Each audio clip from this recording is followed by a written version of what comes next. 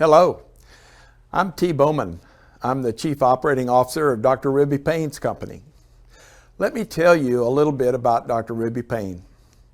Dr. Payne is an outstanding author and keynote speaker.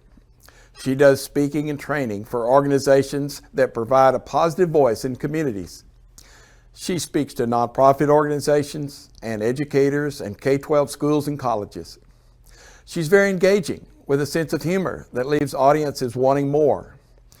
Your audience will be educated and entertained while leaving with a sense of purpose and enjoyment.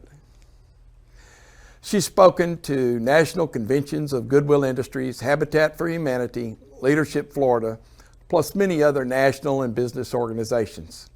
So who is Dr. Ruby Payne and what does she do?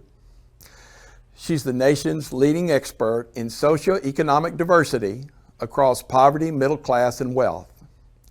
Dr. Payne is the #1 educational speaker in America. She's written several books that have sold over 3 million copies. One of her books is called A Framework for Understanding Poverty and has sold over 1.8 million copies. She speaks about 100 days per year to national and international audiences. She's spoken directly to over 2 million people in the last 20 years. Her company produces over 300 workshops and keynotes per year, using 19 employees and 38 consultants. She also does full-day workshops in schools and communities to train educators and community leaders. I know that Dr. Ruby Payne will be an excellent speaker for your event or your training, so let me introduce to you Dr. Ruby Payne. Thank you, T. I'm Dr. Ruby Payne. One of the things I'm fascinated with is how people know what they know and how they negotiate their environments. We look at a framework for understanding poverty, which is about financial poverty, and we look at it through the lens of social cognitive theory, how your resources, your time, which determines to a large extent who you know and what you know, and the demands of your environment, how those three things then determine to a large extent how you negotiate your environment. And we look then at how institutions interface with that as well.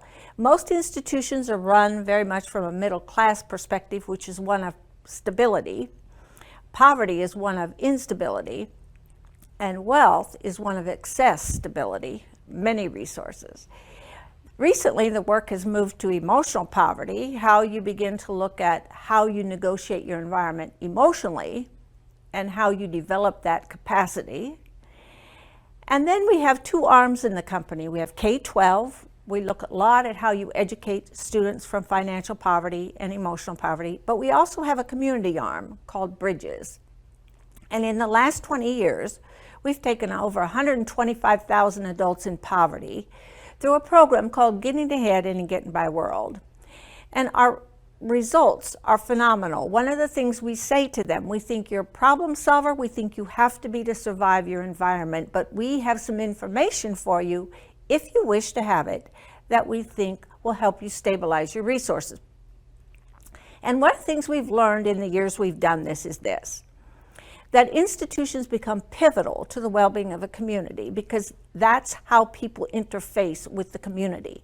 And we have learned that if institutions don't understand the reality of poverty and the resource people don't understand that reality because they make the laws, then it's very difficult for the community to change. And we've had significant impact in the communities that we've worked in.